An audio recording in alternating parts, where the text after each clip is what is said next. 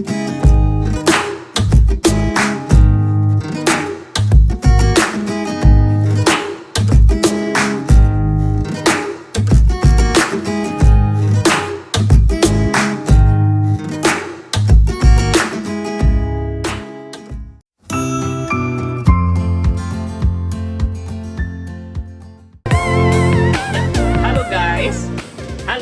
nah kalau ini alat ukur pH.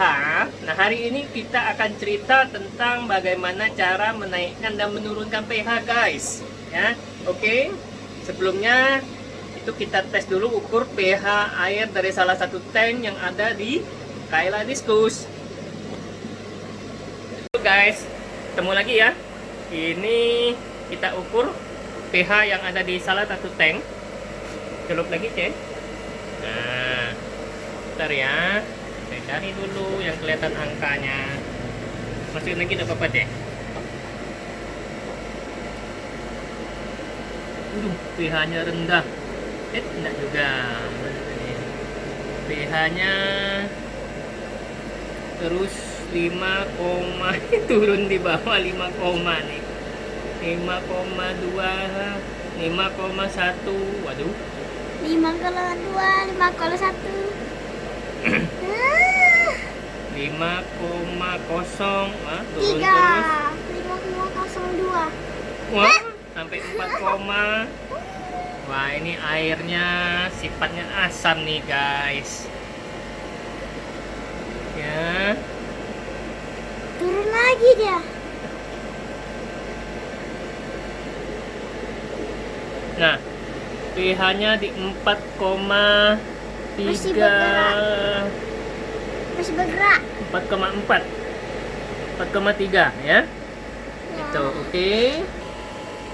Nah, ternyata air di tank ini pH-nya 4,3 loh guys. Rendah sekali ya. Nah, bagaimana untuk menaikkannya?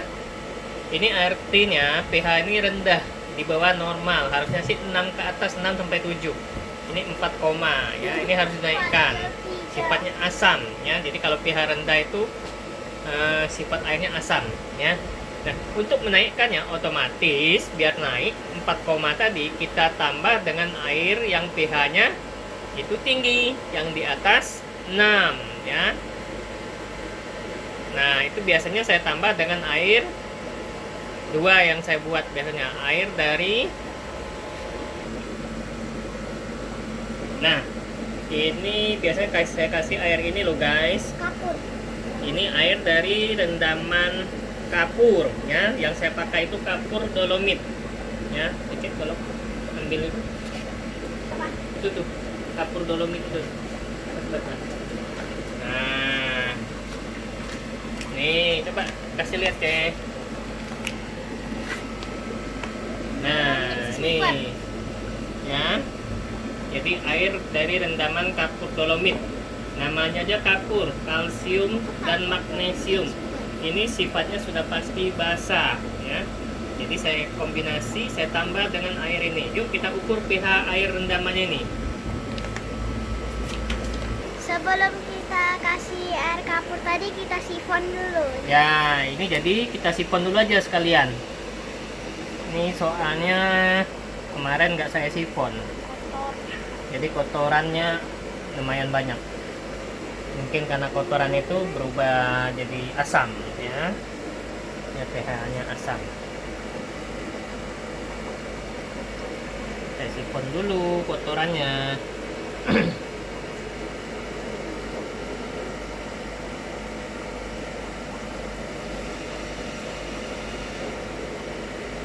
Mulai.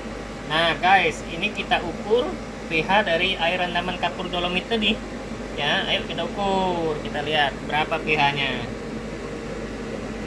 Tuh, naik tinggi cepet, 6,2, 6,2, naik 6,3.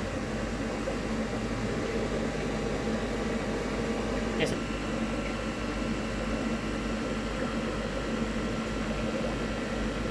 nah, naik kayaknya 7,6 ya.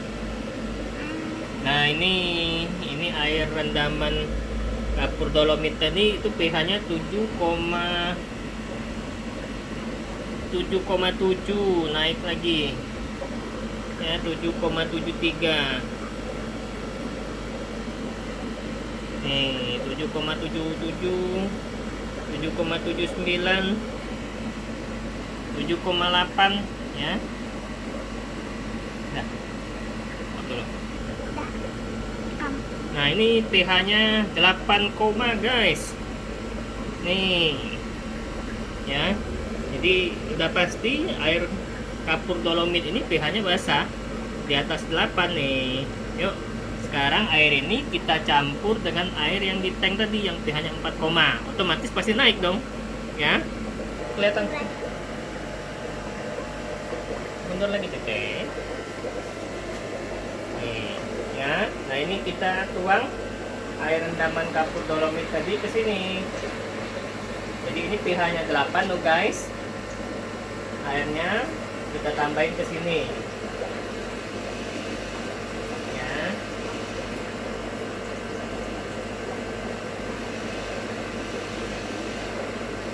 Hanya 4,6 kalau nggak salah. Ya. Oh. Nah, air rendaman dari karang jahe, guys. Tuh, ini juga sifatnya basah. Cuma kalau karang jahe ini TDS-nya tinggi, ya, jadi dia punya pH tinggi, TDS-nya juga tinggi.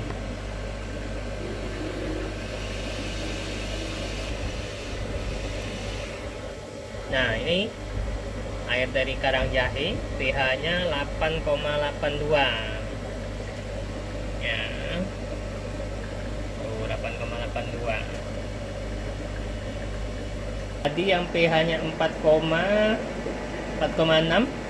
Ini setelah kita tambah dengan air dari kapur dolomit tadi, dan juga saya tambah air dari tampungan ya. Itu pH-nya naik jadi 5,6. Jadi 5,6 ya. Jadi masih belum mencapai di atas 6, ya. Nggak masalah. Ini bertahap biar nggak kaget ikannya. Jadi dari pH 4,6 itu naik jadi 5,6 ya. Ini kan saya naikkan lagi pH-nya jadi 6, naikkan satu angka lagi. Oke.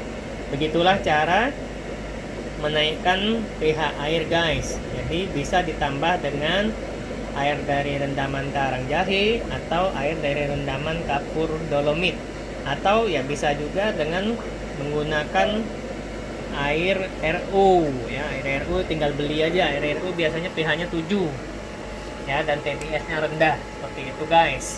Ya, ini untuk cara menaikkan pH. Dah. Nah, kalau tadi kita menaikkan pH, terus kalau misalnya pH di dalam tanknya itu di atas daripada standar yang kita inginkan, artinya kita butuh untuk menurunkan pH ya. Misalnya pH air di tank kita itu 8, atau 7, mau kita turunkan jadi 6, berarti itu kita butuh menurunkan pH. Nah, untuk menurunkan pH kita bisa pakai cairan penurun pH atau cairan pH down yang seperti ini ya. Ini saya nggak tunjuk mereknya, cari aja tinggal di marketplace ya, cari aja di marketplace pH down, tapi cari yang aman untuk ikan, bukan untuk tanaman. Kalau yang tanaman nanti dipakai ikan saya nggak tanggung jawab gitu. Nah, ini cairan pH down. Dengan menambahkan cairan ini otomatis pH ini 7 itu bisa turun. Nah, untuk takarannya ya caranya tambah dikit-dikit, misalnya tambah 1 tutup ya, terus ya mencampur dengan air, ukur. Kalau belum mencapai standar yang kita inginkan, tambah lagi, ukur lagi. Atau bisa juga dengan ini loh, guys. Nih, ini ya, ini daun ketapang. Tuh, ini bukan saya ambil, tapi diambil oleh suami dari karyawan saya. Ya. Ya, ini daun ketapang ya. Nah, bisa ditambahkan air dari rebusan daun ketapang ya. Caranya ya rebus air masukkan daun ketapang ini, terus digodok. Nah, tujuannya apa? Biar airnya tidak terlalu kuning, karena dengan merebus tadi asam taninnya itu sebagian larut, tidak terlalu kuning jadinya. Nah, air dari rebusan tadi itu dimasukkan ke dalam tangki akuarium ikan kita. Nah, kalau ini udah pasti aman, ya. Nah, pemakaiannya dosisnya sama, tambahkan sedikit, ukur. Bila belum mencapai, tambahkan lagi, ukur lagi. Seperti itu aja loh guys, ya. Jadi pakai air dari rebusan daun ketapang. Atau saya pernah beli juga itu di online, rebusan daun ketapang ini airnya ada juga yang jual, udah, ya. Itu yang praktis. Tapi ya tentu harganya lebih mahal, kalau ini gratis, ya. Oke, sekian aja loh guys materi dari saya. Terima kasih sudah nonton video-video dari Kayla Diskus.